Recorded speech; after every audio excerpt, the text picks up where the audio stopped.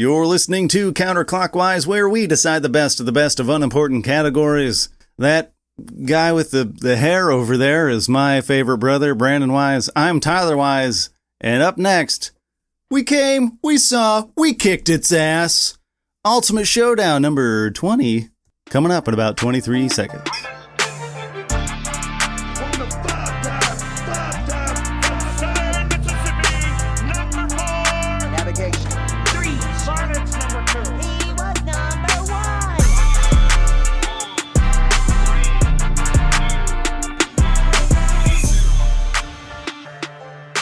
Oh, I'm going to Disney World. Well, I was wondering what you said. You were going to Florida here in a few weeks. Yeah. Well, have I not told you that? You haven't told me anything. Oh, for some reason I was thinking I brought that up. We're not very good at communicating with each other. True. Other than on here. Yeah, the problem is like we'll have a stretch where we see each other like 4 times in a week, and then we won't see each other like face to face, other than the podcast, for like a month and a month straight.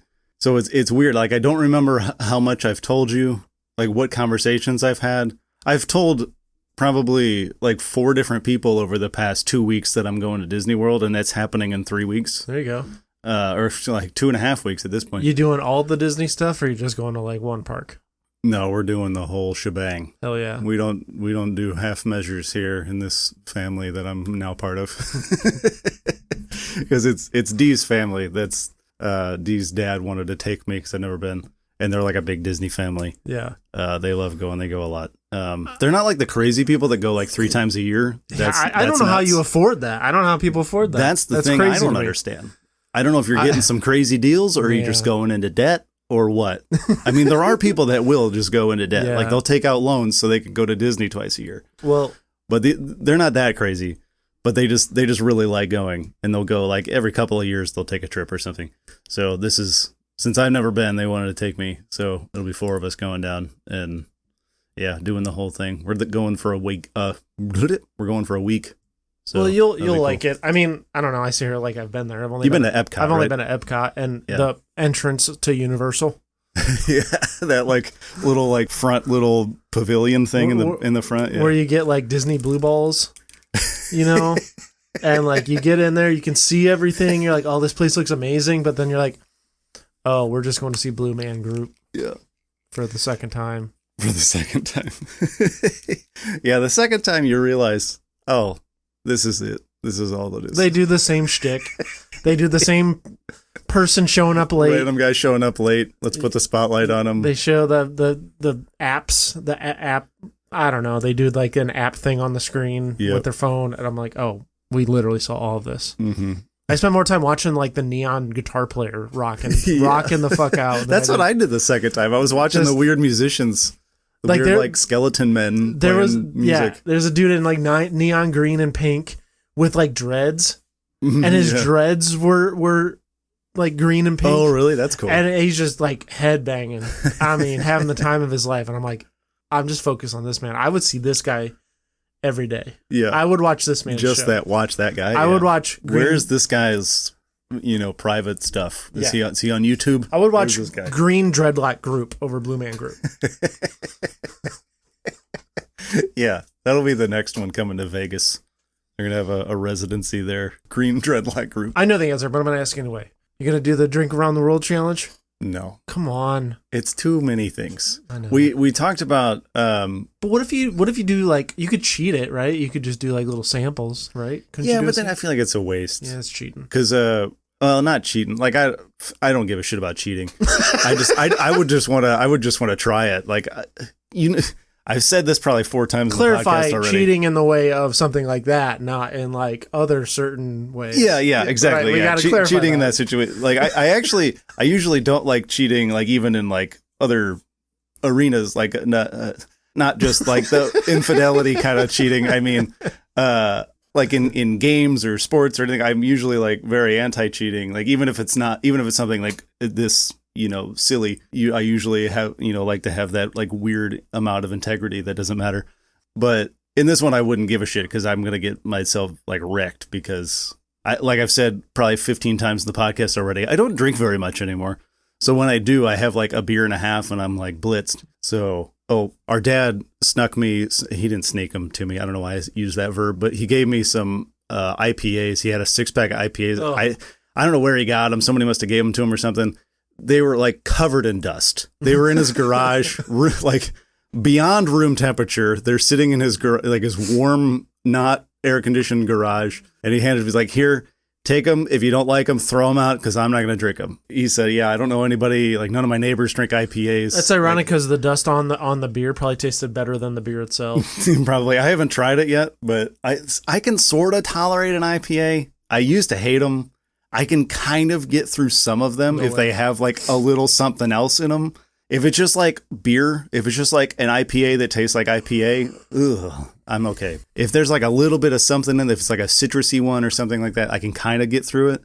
But again, like I haven't been like a serious drinker or like a beer drinker in a long time. But yeah, that would be the thing because there's so many of them. I kind of didn't realize how many countries there are at Epcot. Yeah. So if you're doing the drink around the world, like that's a ton. We talked about, or I don't know if I talked about it with him, but Dee's brother's going. He's the only one with us only other one in our group that would drink or that drinks. So I thought about like, well, maybe we could just like split it. Like each of us has half the drink or something, just so we're not getting hammered at Epcot and then, forgetting everything. Like I'm getting blackout drunk on the Guardians of the Galaxy ride. If me and you ever went together, would you do it with me or would you try it with me? Like doing like the full on drink maybe. I'd have to like prep myself. I think we could be strategic about it. If we spent the whole day there, we could be strategic about it. Yeah, because it is open a while. Yeah, I mean, that is true. Because I don't know how many there are. There's like 10 countries? Yeah. Maybe not quite that many. And is it cheating if we sneak water in there? I feel like no. I don't think so. Because I think the goal is not to get blackout drunk. I think the goal is just try every drink. Yeah. Like, I don't, Have you seen these things? They make, I've seen them, so they're on like Etsy a lot. I've seen, it's like a temporary tattoo, but it's like a checklist for all the countries. So it's like the drinks around the world, but it's a temporary tattoo. That's so you can like carry like a Sharpie with you or something and mark them off as you go. Yeah. I've seen those recently. I've been doing a lot of research because I'm a crazy person. And I made a spreadsheet, of course, of all the things I want to do and the priority level and which park and what location in the park. And yeah, I've been going a little nuts about it because I don't really know anything about Disney. I mean, I do now, but I didn't prior to this point. Is that we were never Disney kids. Right. We didn't really grow up on it. Like not even like Disney Channel. Like we were Ride or Die Cedar Point, and that was it. Yeah. Well, I mean just Disney in general, Disney, like not just Disney parks, but Disney. Like we didn't really grow up on like the Disney universe, you know what I mean, like Disney cartoons and stuff. Until Pixar, then we became like we were Pixar kids. We had like an appreciation for like Mickey Mouse and all those guys and like Winnie the Pooh and stuff, but it was never our favorite. We were always into, and when it came to cartoons, we became Cartoon Network and Nickelodeon kids. So like the Disney was never really like an appealing thing, and we never went to Disney or anything, obviously. So I never really cared about the parks. It was like, whatever, it's overrated. I got Cedar Point right here. Why would I pay $2,000 to spend a week at Disney when I could go to Cedar Point like 3 times and, or get a Cedar Point pass for like $150 or whatever and go as much as I want all summer. Well, the appeal for me has been lately all the Marvel and Star Wars stuff they've opened, so. And it's so like, I never realized how immersive it is. Mm-hmm. Like that was one of the things because Dee's dad, like I said, loves Disney, loves the parks, loves everything about it. And he's like kind of obsessive, which I appreciate because I'm also the same way. But he'll like pull up YouTube videos when we're at his house, and he'll just watch like a history of whatever Disney, like specific like Disney resort. Like he'll talk about like the Disney Wilderness Lodge or Wilderness, whatever it's called, Wilderness Resort, Wilderness, something like that, Wilderness, whatever. He would just watch like a half-hour YouTube video about like the history of just this one Disney Parks resort. And I'll sit there and I'm watching the whole thing and I'm engrossed because I don't know why that kind of thing appeals to me. But he would show me different things and like talk about, he's like, and it's so immersed, like you'll look around and they're so strategic about it where you're on a ride that's supposed to be set on like a mountain or something like Expedition Everest. I don't know if you've seen that one. There's like a Yeti at the top. Mm-hmm. So you're like going on a mountain and you look around when you're on the ride, you look around and you can't see anything. You can't like look out and you don't see Orlando in the distance. Yeah. You don't see like, you don't even see like other parts of the park in certain spots. Like it's just like you just see mountains. So it feels like you're climbing a mountain because you can't see beyond that. Yeah, that's or like the Star Wars thing. Like they create like walls and like artificial, and they build it to where it doesn't just look like there's like a stone wall next to you. They make it look like you're in the Star Wars universe because there's like a cliff that looks like it came off of Tatooine. Like it just looks like it's part of it. And then like, the other side is like, okay, here's half of the Millennium Falcon and you can't see anything beyond that. So you just feel like you're in the universe, and they are very strategic about that stuff. So they kind of close you off from everything. So it really feels like you're part of whatever universe you're in or you're supposed to be. That's always been the big appeal for me. Is all the Disney or all the like Marvel. Yeah. Now that they're adding all that stuff, like they have that whole, I'll see the TikTok, I'll see TikTok thing. videos and stuff. I'm like, man, I have to go there. I know. I have to. Yeah. They went a couple years ago, shortly after Dee and I started dating, and I got, they were sending me Snapchats of the Galaxy's Edge area. Yeah. And they're just like walking by, and there's just like a full size, like life size Millennium Falcon that they're just like walking by. And I'm like, oh my God, that's incredible. That's crazy. Can't you go, isn't there a place where you like literally create your own like legit lightsaber? Yeah. Mm-hmm. Oh yeah. That's the first thing I would do probably. Yeah. And just walk around with that all day. Yeah. It's basically, it's, I think essentially kind of like that one, but there's like a kyber crystal, and you have to pick your crystal first, and they like take you through the whole process, and you build it yourself basically. That's so like cool. Take you through the whole process of being like a Jedi master or a Jedi knight or Padawan or whatever point you do that. I'll be going to Chicago again in about a month. Trin's taking me to Chicago for a surprise for my birthday. For something. Yeah. For a surprise. She hasn't told me. I think she's telling me on my birthday.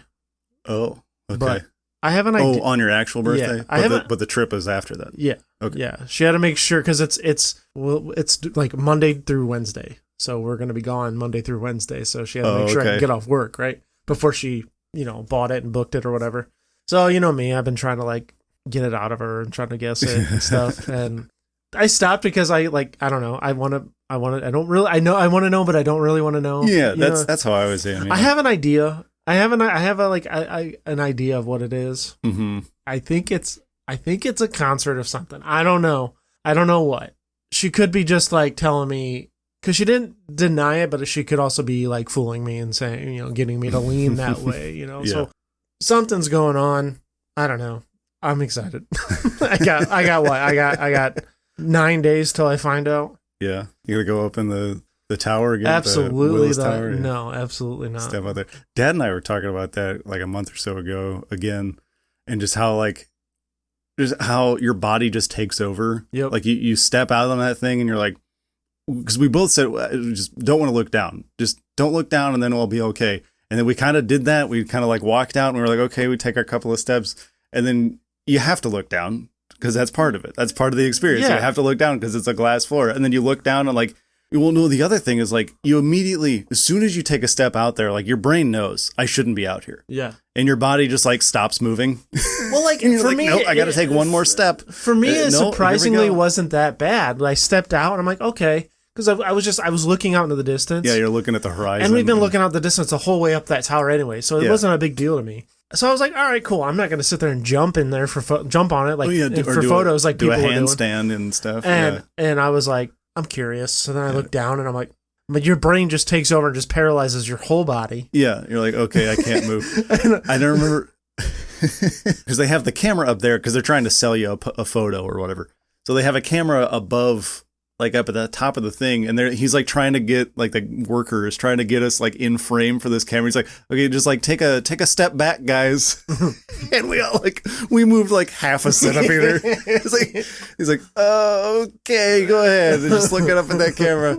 And we were just like, yeah, nope, this is as far as we're going, buddy. There was like a whole 3 feet of space between us and the back of the glass. Like, no, this is good enough for me. And then we were just like, well, we got like 45 more seconds on this thing before they kick us off. I'm good. Let's go. Yeah, let's go. Yeah, no, let's go. Well, like I had a similar experience when we went to Texas last month. Like there's a building called the Tower of America. Yeah. And it looks similar to the Space Needle, but it's not as tall, whatever. But it's really tall. And they take you up the elevator, and of course the elevator you can see as you're going up. Yeah. Hate Hate that so much. We got to the tower, and I'm fine, and we're just kind of walking around, and at some point, my brain just like, okay, you're done here. And then I couldn't get to the edge. I couldn't stand at the edge anymore because it was just freaking me out. And then her little brother is like fearless about it. Yeah. And I'm like trying to like grab him. I'm like, don't get away. Get over here. Yeah, come here. I remember when we were younger, you used to do that to me. At Cleveland games. Yeah, at the baseball games. Because they always had that out on the outside where they would have like picnic tables or whatever to sit. I'm getting clammy just thinking about this. Yeah, that's only like 4 stories. I used to like get away from the edge, and all I would be was like I would just have like 2 hands on the rail and like kind of lean. And Dad would be standing right next to you, like he'd be perfectly because like obviously I'm not gonna go flying over because I was like 7. Well, I was just worried. Like I don't know, you never know. You were small and light, and a wind gust could big pick wind. You up. Yeah. I had your best interests in mind. Okay. I was scared. Yeah, that is true. It's the only time you've ever cared about me. If we were at home, you would have thrown me over the railing if it wasn't 4 stories. If I knew you wouldn't die, then yeah, probably. Broken arm, broken leg. Yeah, whatever. He probably deserves it. It'll heal. Yeah. We got a thing to do here. We got an Ultimate Showdown. We haven't done one of these in a while. It's been a couple weeks, couple months. But we didn't want to do a theme for this one. We want to go old school with it. Go back to our roots. Go back to the basics a little bit. Yeah. I'm just going to be straight up with you. I'm going so far back. Like, I didn't prep anything. I have the list up, and I'm just going to pick from the list. Oh, you're just going to grab random ones? Yep. Okay. I mean, I'll try to keep it maybe a little on theme of what you start with or whatever, but I don't know. There's some good ones on here that I really love. I pulled a couple that I had before, and then all the other ones, I tried to come up with new ones, but they're like in the same vein of those early ones where they're all just like puns, basically. But yeah, so let's get into it. You have, you said it didn't prep anything. So I have, our first death match. Can you tell I was looking up celebrity death match before? Anyway, first death, I said it again. First dark match is what the word is. This is so stupid. We have Chevy Chase versus Chase from Paw Patrol and a Chevy. What? Just a Chevy. Are you familiar with Paw Patrol at all? A little bit. You don't have any little children in your life. I do not. Yeah, but Chase. I think he's a German Shepherd. He's like the police dog. Of course he is. Yeah. But yeah, I have that one going to the Chevy and Chase in that one because obviously they're going to beat Chevy Chase. Oh, it was a handicap match? Yeah. Oh. Yeah, it was those two versus Chevy Chase. Yeah. So that was the only one I had. That was a pretty quick one, kind of underwhelming. But you know how it goes when you're a man facing a car. Yeah. Anyway, main card. Do you have a match for me? Oh yeah. Let's see here. All right. This is dumb. What were we doing? All right. Let's start it off. We were double fisting coffee and liquor is what we were doing. We were. All right, let's start off the night here. We've got everyone's number one super guy, Hong Kong Phooey, versus McGruff the crime dog. Okay, yeah, that's a good one. Now the early edge here goes to Hong Kong Phooey. He's got the fighting experience. Yeah, I mean he's the number one super guy. What? I don't know much about McGruff's background. He's before he became the crime dog. He's just like a police detective, bloodhound. That's basically all he is. He's got like police officer training, but he's a detective, so he's like a little older now, probably. Well, I my point, like canonically wise speaking, none of that made sense.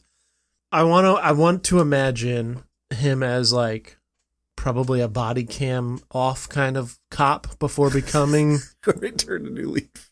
Before he turned into, the spokesperson for anti-child abductions. Yeah. And they. I mean, he's definitely like a tough on crime kind of dude. So yeah, that makes sense. In my head canon, I'm telling myself McGruff was by the books kind of cop, but also would go to like extreme measures that. So not by the book. Well, like how you have those like detective shows where like the lead detective is like pretty much by the book, but then he has certain ways of handling situations, extreme situations. Yeah, I feel like that's right up his alley. Okay, against Hong Kong Phooey, karate dog. Yeah, he knows kung fu, but he's also kind of clumsy and kind of a goofball, kind of a klutz and a goof. So that's a tough one. They both. This means nothing, but they both wear clothes, which is something. As dogs, they both have like a signature outfit. McGruff has like the Unsolved Mysteries style trench coat. Oh, that would have been a good match. Yeah, that'd have been a really good match. Versus, Hong Kong Phooey's got like what do they call that? A gi? I think the kung fu. What belt is he? That's a good question. I don't know. I would assume black belt just because he's a show, and why would you make him like a yellow belt? But I don't know. I also can't picture him with a belt color on him. I'm searching. He wears a yellow belt and his signature red gi. I forgot indicating he is a beginner in martial arts despite his heroic aspirations. I was going to say, yeah, that's literally the one I said jokingly. He's probably not a yellow belt, but he literally is a yellow belt. So that changes it a little bit. Yeah, he is heroic, he is superhero, but he is also a beginner and probably prone to mistakes. Yeah, it's so funny. It's funny that they say he's a beginner, but then they call him the number one super guy. Is he does he have superpowers, or is he just like a kung fu dog? I think he's just a kung fu dog. That's what I thought. Yeah. He's just a dog, crime fighting dog. Yeah. I kind of have to give the edge now to he kind of just like bumbles into it though. He kind of like stumbles into his heroics, I feel like. But he's heroic. But he could probably also stumble into a win here. That's what I'm thinking. Against like the grizzled that was his whole MO. I don't know. McGruff is like, yeah, he's definitely got like the toughest nails. Like he's not going to put up with your shit kind of guy. But also, he's like, I feel like as a detective, he seems old. Maybe it's just because he's a bloodhound, so everything's kind of sagging. But he looks like he's old. He's definitely past his prime. Yeah. I feel like he's not as quick as he used to be. Not as quick on the draw. Quick draw McGruff. Yeah. I think we can probably end this one pretty quickly here. I think. Yeah. Still going with Phooey? I think I'm still going Phooey. Yeah, I think so. That's his whole MO is lucking in, lucking in. Like he's got to just luck into a win. I think he'll luck into a win here. Yeah. He'll probably get his ass beat, but like McGruff will slip on a thumbtack or something. Slip on a thumbtack. Yeah, he'll step on a thumbtack, slip and fall. Yeah. I think you're right. I'm going Phooey. All right. Hong Kong Phooey. Ding, ding. All right. Here's one that's right up your alley, although you said you don't listen to these guys anymore. We got Rat, the band Rat. I almost did this one. Did you? I almost chose that one. Oh my God. There was I had like a sixth sense. Yeah. So this is Rat versus Splinter from the Teenage Mutant Ninja Turtles.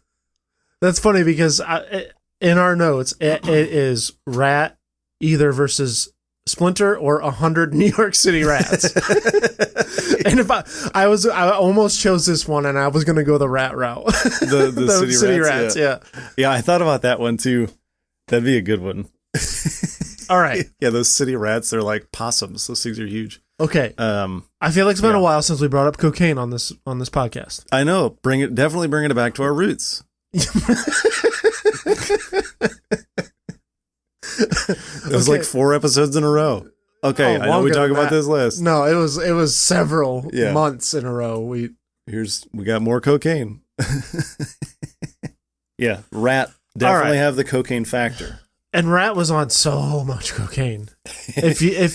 So when I was really big into Rat, I like would watch their documentaries and they're like behind the music and stuff. Yeah, yeah. Man, there wasn't like, I don't think there was a single member in that band that was like the level-headed one. They were all just fucking maniacs. All just crazy, yeah.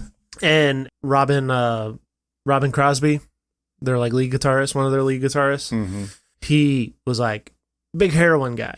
Big old heroin guy. So I don't know how reliable Mr. King Crosby is. That was his nickname. Oh. Robin King Crosby. Oh. I told you. I went deep. I went deep in the background of Rat here. The insane one is the drummer Bobby Blotzer. He's the absolute fucking insane one. We kind of had a little bit of a taste of that when we went to that rock concert a few years ago. Is he the one that like tried to keep the Rat name even though he was the only original member? And then who's like Stephen Pearcy. Stephen Pearcy, yeah. All right. So I'm trying to dissect the band here. Yeah, they're all coked out of their mind. Pearcy for sure, Crosby for sure, but he's also probably got the heroin drip, so he's sleeping probably with the Ninja Turtles in the sewer somewhere. Yeah. We got Warren DeMartini, not as coked out. And then you got Juan Crucier, probably not as cruised out, not as coked out. So yeah, so we're all. But Bobby was the crazy. He was also a big drinker, so he's a violent one. Who's with the drummer. Oh, okay. Okay, now we got Splinter. He's the one. I mean, he trained all of the turtles. He trained the turtles, right? He trained those Ninja Turts to what they are today. Turts. And so I'm probably, I don't know. Does Splinter get as well? Okay.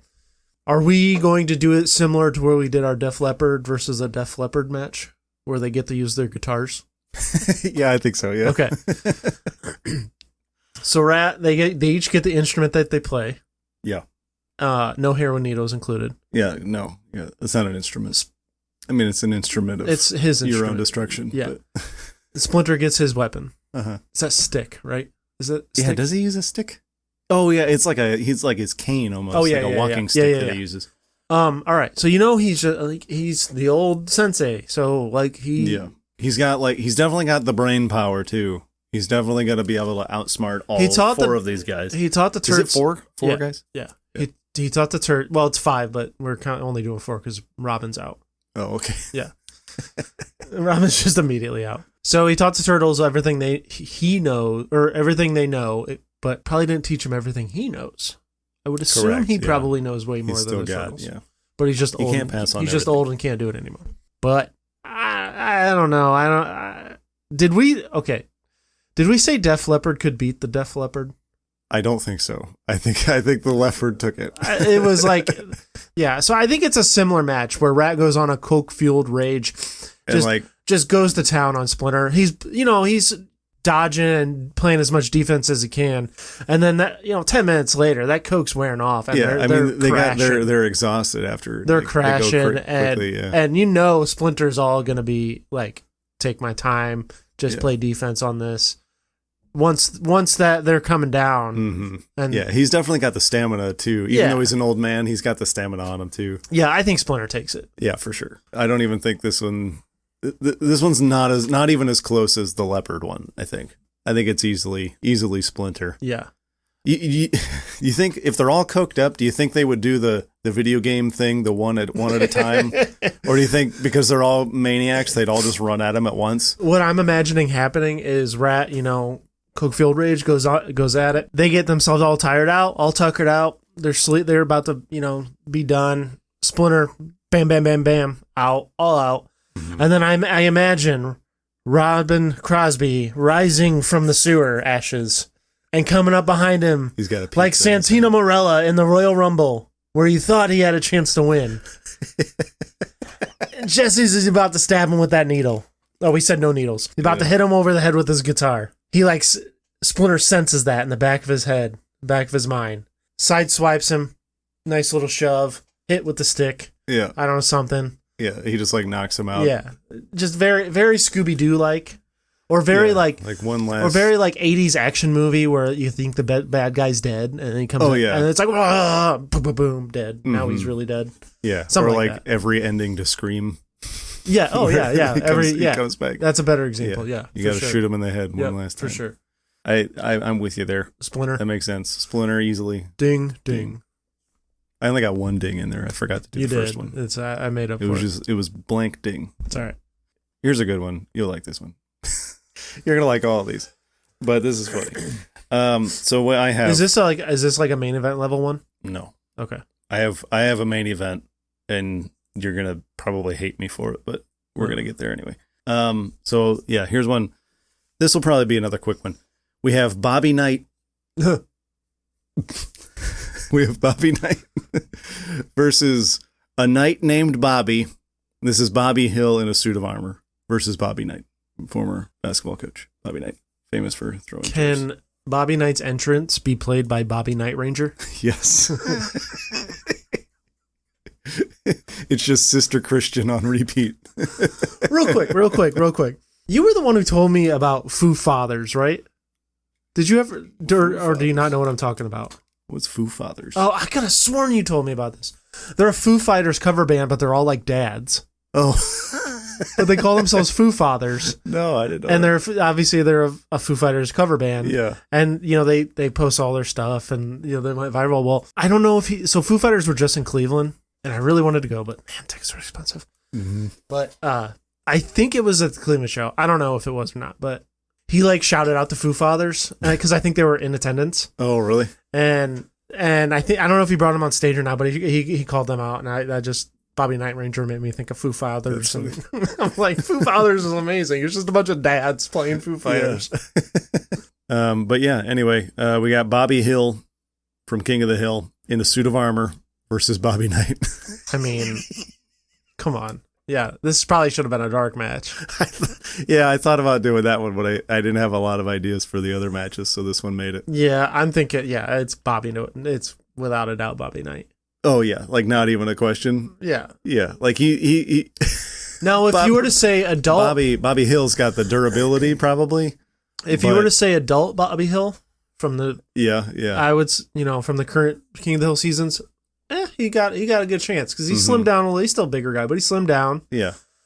He's a world-class Japanese fusion chef. Yeah. But no, it's not that. Yeah, it's not even close. I don't even think he has to throw a chair at him. No chairs. No chairs. There was, no chairs, Bobby Knight. Long time ago. So this was when Bobby Knight first became the head coach of Texas Tech. Uh-huh. They had a reality show to basically, I don't know, it was like Basketball Bachelor, but to find a walk-on player to play for Texas Tech. Oh, really? So it's just this, 10-week reality show of all these people trying out for Texas Tech, and Bobby Knight's just coaching and whatever, and they eliminate people every week, right? And there's this one scene where they're drawing out a play or whatever, and the point guard's, just holding on to the ball, and he's just dribbling, and then they're passing, and then they just keep dribbling, and Bobby Knight blows his whistle, stops practice, and he goes, "Give me that ball," and just fucking chucks it across the gym. And he's like, "This ball's been dribbled too much." It's so funny. I'm like, okay, that's exactly what you would want. He's from a show still insane, man. Yeah, that's crazy. Yeah, no, that sounds like a fever dream, or that sounds like an SNL sketch or something. 100%. They would do. Yeah, that's crazy. But I think Bobby Knight just handles him, and I'm pretty sure he would give him a wedgie afterwards. Yeah, for good measure. Yeah. Yeah. Okay. Bobby Knight takes this one. Ding, ding. You have another one for me? Sure. All right. In honor of the stretch run for baseball and training camp coming up on the NFL season, we've got Battle of the Owners, Mr. Paul Dolan versus Dan Gilbert versus Jimmy Haslam. Didn't we do this one already? We did Paul Dolan versus the Pittsburgh owner. Oh, okay. Yeah, maybe I've just thought about this one before. Yeah. Because it's been on the list for a while. Okay, so, who is it? Paul Dolan, Jimmy Haslam, and... Dan Gilbert. Yeah. Obviously, Paul Dolan, owner of the Guardians. Yeah, little dweeb. Dan Gilbert, owner of the Cavs. Don't know anything about him. Jimmy Haslam. Old dork, yeah. Scam artist. Yeah. Owner of the Browns. Yeah, just 100% would have been a plantation owner in the 1800s. It's without a doubt would have definitely owned people. He would have owned people. Let's just be real. Yeah, he's a hunk of garbage in a suit. Yeah. Yeah, so we'll break it down here. Jimmy Haslam definitely is not afraid to scam his customers. Okay, with the pilot Flying J. Yeah. Rebate scam scandal. What? Yeah, I don't know the details on that one. I've heard whispers about it, but I don't know anything about it. So he knows what it takes to get ahead in life. So he's not afraid to. I mean, obviously all these guys do because they're fucking billionaires and they're owners, right? They're major team owners. So whatever. Jimmy, I think, has the advantage of that. Now, Dan Gilbert is probably the favorite of the town because he, at least on the surface, tries to do what he can to bring home a winner. And he's had, and he's not afraid to call out the best player of all time in LeBron James. Yeah. When he left the first time. Mm-hmm. And Paul Dolan, like you said, he's a dweeb. And he's had a lot of success over his tenure, I guess. Paul Dolan, he's a dweeb. He is a non-factor in this match. So it's essentially just a Dan Gilbert versus Jimmy Haslam. Yeah, for sure. And I gotta say, I think I'm giving Dan Gilbert the edge here. I think he's short, but he's built. Is he? I mean, not like shredded. Yeah. Not like I feel like he seems like he's like a kind of a little stocky. And he has like, I don't know, he has been put through the ringer, to say the least, in his last 5 or so years. Yeah. Because his son, Nick Gilbert, he was like the Cavs' good luck charm when, after LeBron left. He was always on the NBA draft lottery show, and he got the number 1 pick like 2 out of 4 years. Like, but I can't remember what he had. He had some sort of like disease, and he died a few years ago. So like, dude's lost his son. Was it like ALS or something? It was some sort of degenerative. It's a genetic disorder. Oh, okay. It's neurofibromatosis. But yeah, he passed away in 2023. Yeah, and another thing though, kind of going against Dan Gilbert, is he's had his own health issues too as of late. But I like I said, Paul Dolan, non-factor. I'm not even. They both like the match. The bell rings, right, and the match starts, and like Paul Dolan's doing the like old school like put up your dukes thing. Yeah. And Gilbert and Haslam look at each other, and look at him, and then just give him a double big boot, and he's out. Yeah, like Paul Dolan's over there wearing his like homemade clothes because he can't afford anything. Yeah, and he just takes a ref bump, and he's out the whole match. He's over there like reusing paper plates and making his own toothpaste, acting like it's still the Depression, like it's just whatever. Anyways, so Danny Gilbert versus Jimmy Has. Yeah, Haslam's just like an old fart, so I feel like he is, but he's also got that like sneaky Southern strength. I don't know how to explain it. I feel like I actually don't know if he is strong or not, but I feel like he does. I don't know. I know what you mean, and like you said, he strikes me as someone who wouldn't even think twice about playing dirty. Yeah, I would be more afraid of fighting his wife Dee Haslam than him, honestly. Yeah, maybe she's like the distraction. If this is a wrestling match, she's like the manager. Yeah, on the side of the ring, pulling some strings. Here's my take. Here's what I'm saying. I think Dan Gilbert, despite of everything that's happened, it's kind of like this is so bad that I'm doing this. Win one for Nikki kind of thing. So he pulls from within and just ends up. I don't know. I think he can take Jimmy. He rallies late and Haslam just Jimmy has his underhanded tactics. He's like trying to cheat. The whole time. And, the crowd, the local Cleveland crowd that we're playing to in this match, they go against him. I think Dan Gilbert eventually takes him out, and then at the end of the match, they get up, they do the handshake, the mutual sign of respect. Yeah, and then they go over and double teabag Paul Dolan. If you can't tell, I really hate Paul Dolan with every fiber in my body. I hate Paul Dolan so much. Yeah, especially lately. But yeah, I think you're right. I think I'm going Gilbert. Dan Gilbert wins. Yep. Ding. All right, we ready for a main event? I am ready for the main event. This is the one this one's dumb. But I feel like this one fits our old school mentality here. We got Terry Crews versus a cruise of Terrys. What does that even mean? I'll explain. We have Terry Crews versus Terry Bradshaw. Oh my God, come on. Terry Francona, Terry Funk, and Terry Gilliam, one of the Monty Python guys. Okay, so it's 4-on-1? Yes, let me explain. So, yeah, we got Terry Crews versus all these Terrys, and they're on the deck of a cruise ship. you're eliminated by being thrown overboard. So here's how it evens out. Cruz is actually Terry Jeffords, his character from Brooklyn Nine-Nine, which, if you remember in the show, he's got like basically superhuman strength in a lot of episodes where he's like lifting like thousands of pounds ripping somehow doors by off himself. the hinges. Yeah, and ripping doors off and stuff. So he's basically like almost superhuman, like about as strong as you can be before you become superhuman. And everybody else is in cruise mode, okay. Which means they're like relaxed, chilled out. They're various levels of drunk. They're all wearing like flip-flops and board shorts and stuff. Yeah, so that's how it evens out. So you got like a ripped Terry Jeffords versus all these like old white guys in cruise mode being eliminated from a cruise ship. Okay, in cruise mode, but like they'll still fight, right? Yeah, I mean they're still fighting, but like maybe their heart's not into it. Maybe a little tankered up too. Too many margaritas, a little bit, maybe. Couple too many daiquiris. Terry Francona strikes me as a daiquiri guy for some reason. Yeah, Terry Bradshaw, Terry Francona, Terry Funk, and Terry Gilliam. Terry Gilliam in here is fucking hilarious. I know. Absolutely hilarious.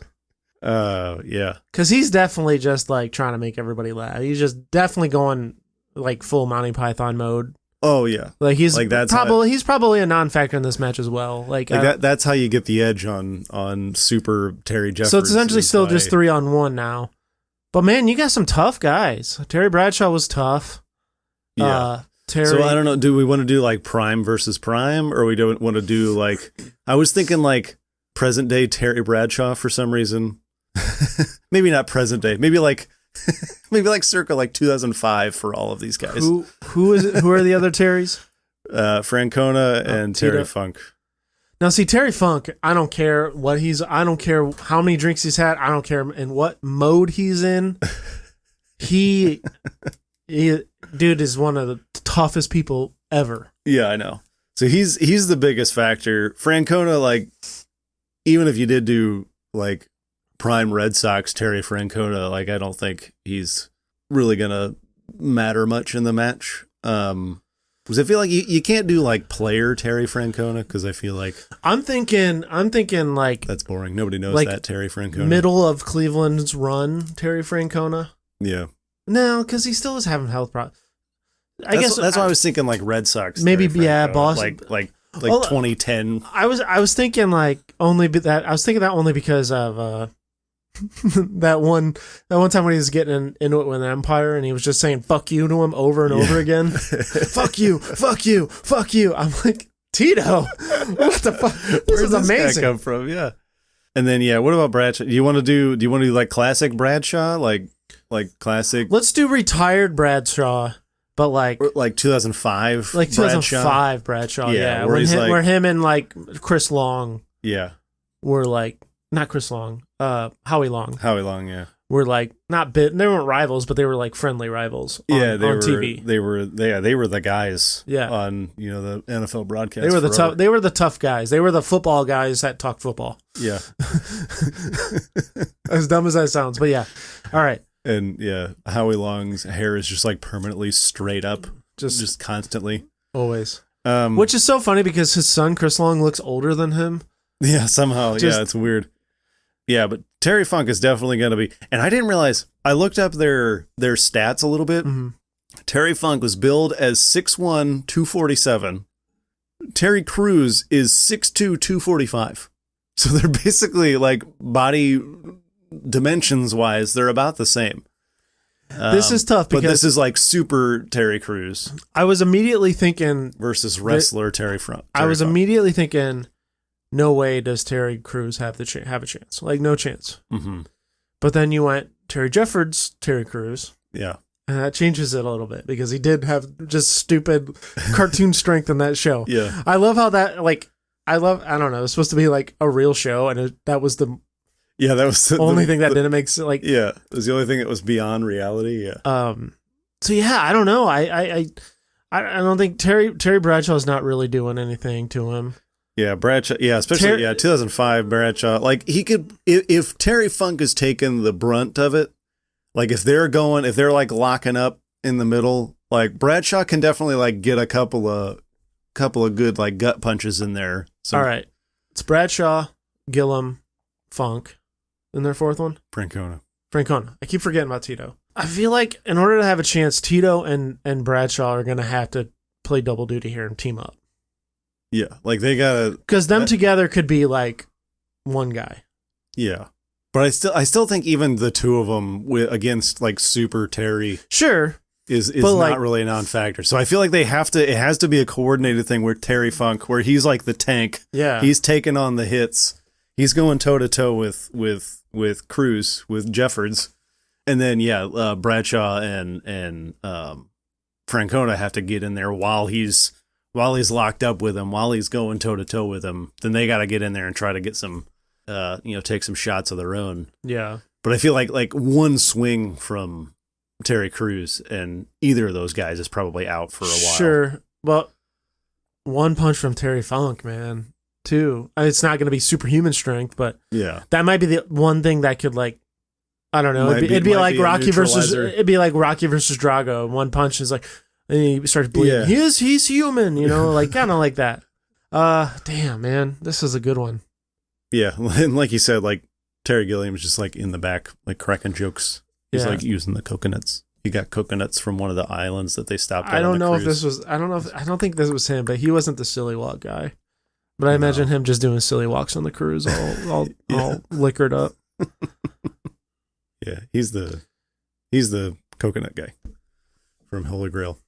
He's like basically in the whole movie. But also, you got to remember too, Terry Jeffords, like he was a very passive character. So, yeah, that is true. So I'm not sure violence is really going to be his. But he could throw it down when he had somebody. Like, I feel like Terry Funk is somebody who would bring that out in him, because he's like such a big bruiser guy, kind of a tough guy kind of personality. So I feel like if somebody was going to bring it out in him, and Bradshaw too, because Bradshaw's like always been kind of a heel character, a heel kind of guy. I feel like that could bring out the rage in him, because when he would throw down, or when he needed to, he could throw down. He was usually pretty passive, but when he was confronted with something, he would. This is tough. So, I really don't even know where to lean on this one. Yeah, I feel like Francona. They do what we were saying. Bradshaw and Francona kind of come in. They kind of flank him while Funk's going toe to toe with him. But I think he gets like one, like he just wails on one of them, like say Francona, and he just gets one like haymaker in on them. And then he's just out. I'm imagining Terry Funk as like the Terry Funk from Roadhouse. Yeah, man, that's not a guy you want to mess with. I don't care how big you are. Mm-hmm. That dude was a brawler. I thought he was. I always thought he was taller than that though too. He was only built as 6'1". Yeah, he was never a very tall guy, but he was built obviously. But yeah, him and Mick Foley had some fucking insane matches. Oh, I know. Mick Foley's always just one that it just amazes me that guy was such a successful professional wrestler. And he never really had it. I mean, he had a lot of injuries and surgeries and stuff, but he never you would think he would, of all people, he would be the one with a broken freaking neck. Yeah, exactly. Or and he was just like a psycho about everything too. But he just looked like a guy. He really was. He was just a dude. Just a dude wearing white dad shoes. Yep. I kind of feel like Terry Jeffords, the super strength is going to come in. He's going to, I don't know, he's probably going to let's just say Francona and Bradshaw, they're double teaming him. Terry Funk's coming in. And as Terry Funk wants to neutralize so many Terrys. Too many Terrys. Cruz, I almost had more, to be Terry honest. Crews I almost had 6 Terrys. Oh my God, I would have killed you. Terry Crews wants to neutralize Terry Funk. Yeah. Right? So while he's getting double teamed, Terry Funk kind of comes at him or whatever, and I think Cruz shoves Funk away. Yeah, so they kind of lock up, but he uses that super strength to. And while he shoves Funk away, I don't know, the momentum shoves one of Francona or Bradshaw off the dock because they're at the edge. Yeah, he shoves them into it. Yeah. So one of them probably Francona. Yeah, Francona's probably the least steady on his feet. I'm thinking Francona goes off first here. Mm-hmm, yeah. And then And now, I mean, once you get one out, it's no match now at this point. Yeah, like it's still, yeah. Then they got to go in like each go after an arm. But I think, I think Bradshaw, even if he's just facing one Terry Crews arm, I feel like he's no match for it. I think. Well, Terry Funk, I feel like Terry Funk has Gilliam can come in and Funk has. I keep forgetting about him. And he can like loosen him up enough, distract him enough with his antics to get the edge. But I don't think that's going to work. I think Funk has enough like incredible strength to sort of counterbalance Crews here. Yeah, he can take him. He can definitely hold his own. So after Francona goes overboard, I think Funk, he does the stupid babyface syndrome at the Royal Rumble where they eliminate somebody and then they just stand there like mocking them right at the ropes and then they immediately get thrown out. Yeah. Or sometimes it's like a false throw out, false finish. Mm-hmm. I think that'll happen. Funk comes up behind him and tries to get him out right away. And false finish, shoves him back. Yeah, he's holding on with one finger somehow because he's crazy. Shoves him back, but shoves him across the deck, but not all the way off. Yeah. And then that time, bam, Bradshaw's gone. Yeah, he just like grabs him by the collar and one hands him over. Bradshaw's gone, and not to downplay Terry Gilliam here, but I think Crews takes 3 steps towards him, and Gilliam he just jumps over, jumps off because that's his part of his comedy. Yeah, just Drew carries it, just eliminates himself. Yeah. And he's done. Yeah. And then it's a 1-on-1, and I think it's a good heavyweight bout, but in the end, Terry Crews with the Terry Jeffords strength. Yeah. I think takes over. Yeah. I feel but the only thing he'd be able to do is just try to outlast him almost, or try to run around and avoid him as long as he can, and then try to sneak one in, sneak a throw in, which he could try, but attack. But I feel like. But the Jeffords character, he was in immense shape, and he's just gonna his take cardio was on point. He always did cardio, and actually he didn't do a lot of cardio. I think that was part of his problem. Was it? He was always just lifting weights. Oh yeah, you're right. Yeah. You're right. So he could get tired out then because he doesn't have the cardio to match it. Mm-hmm. And then he hides around one of the corners or something. Terry Funk's, jumps out at him and tries to tackle him over the edge. Terry Funk's got that wrestling conditioning. Mm-hmm. Yeah, so that'd be probably his only saving grace there. But I don't know. I still feel like the strength, you're never going to be able to get a sneaky enough attack to get him over the railing. Yeah, you're going to get a bunch of false finishes. Yeah. At the end here, it's kind of like you didn't really you haven't watched wrestling in a long time, and neither have I, so that's fine. But a few years ago, when Cody Rhodes won the Royal Rumble, the last 2 came down to Cody Rhodes and Gunther. Yeah. And then when it was those 2, it basically became a 5-star match in and of itself.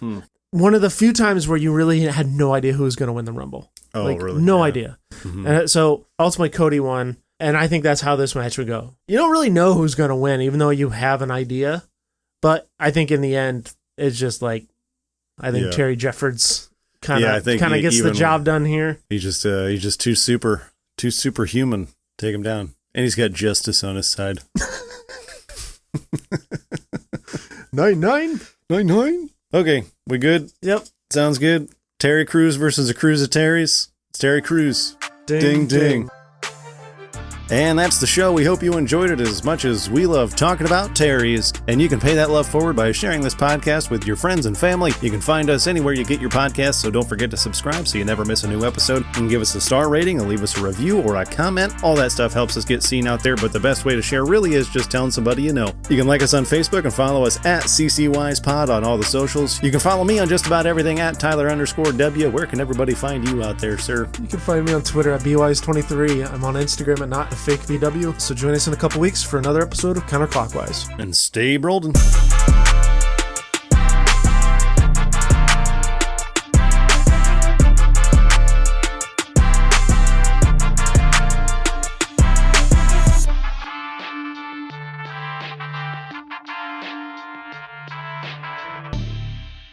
Hong Kong Phooey, #1 super guy.